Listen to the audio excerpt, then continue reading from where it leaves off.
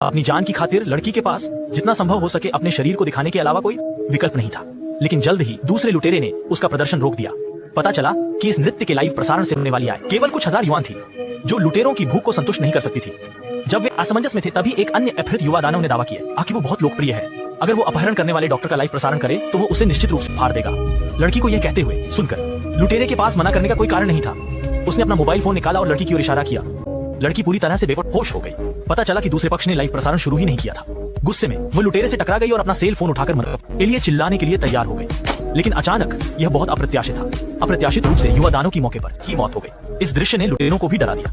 उन्होंने सिर्फ पैसे मारे, जीवन नहीं, लेकिन वे अनजाने में ही हथियार बन गए। दूसरे युवा राक्षस भी चौंक गए। उन्हें कभी उम्मीद नहीं थी कि उनके साथ मरेंगे, लेकिन अब एक लुटेरा उन्हें घूर रहा था।